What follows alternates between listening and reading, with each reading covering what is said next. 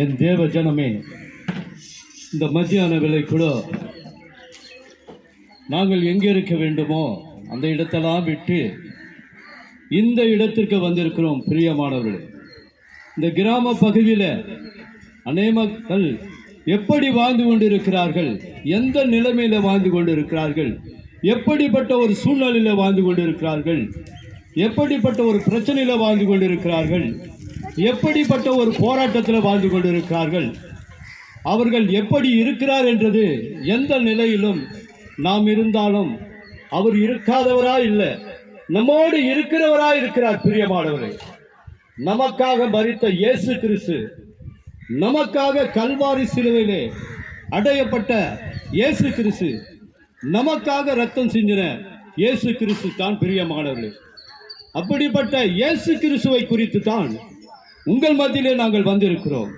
பிரியமானவர்களே, நாங்கள் ஒரு காலகட்டத்தில் எப்படி இருந்தோம், எந்த நிலைமையில இருந்தோம், எப்படிப்பட்ட ஒரு சூழ்நிலையில் வாழ்ந்தோம், எப்படிப்பட்ட ஒரு போராட்டத்தில் வாழ்ந்தோம், எப்படிப்பட்ட ஒரு பிரச்சனையில் வாழ்ந்தோம், இப்படியெல்லாம் பலவிதமான சூழ்நிலைகள் எங்களை சூழ்ந்து கொண்டது. பிரியமானவர்களே, இன்றைக்கு நாங்கள் இயேசு கிறிஸ்துவை ஏற்றுக்கொண்டபடியாலே அந்த நிலைமை எங்களுக்கு இல்லை, அப்படிப்பட்ட ஒரு போராட்டம் எங்களுக்கு இல்லை, அப்படிப்பட்ட ஒரு பிரச்சனைகள் எங்களுக்கு இல்லை. பிரியமானவர்களே, இன்றைய காலகட்டத்தில் இந்த கிராம பகுதியில் எப்படிப்பட்ட ஒரு வாழ்க்கையில் வாழ்ந்து கொண்டிருக்கிறீர்களோ, எப்படிப்பட்ட ஒரு போராட்டத்தில் வாழ்ந்து கொண்டிருக்கிறோம், நிச்சயமாக ஆண்டவராகிய இயேசு கிறிஸ்து உங்களுக்காக ரத்தம் சிந்தினவர். பிரியமானவர்களே, அவர் நமக்காக மரித்தவர், நமக்காக ரத்தம் சிந்தினவர், கல்வாரி சிலுவையிலே நமக்காக அறையப்பட்டவர்.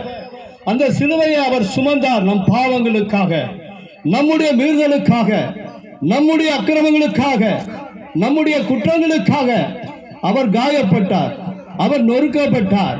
அந்த கல்வாரி சிலுவையிலே மறைக்கப்பட்ட இயேசுவை குறித்து தான், இன்றைக்கு உயிரோடு இருக்கிற இயேசுவை குறித்து தான் நாங்கள் உங்கள் மத்தியிலே சொல்ல வந்திருக்கிறோம். பிரியமானவர்கள், அவரிடத்துல அநேக அற்புதங்கள் உண்டு,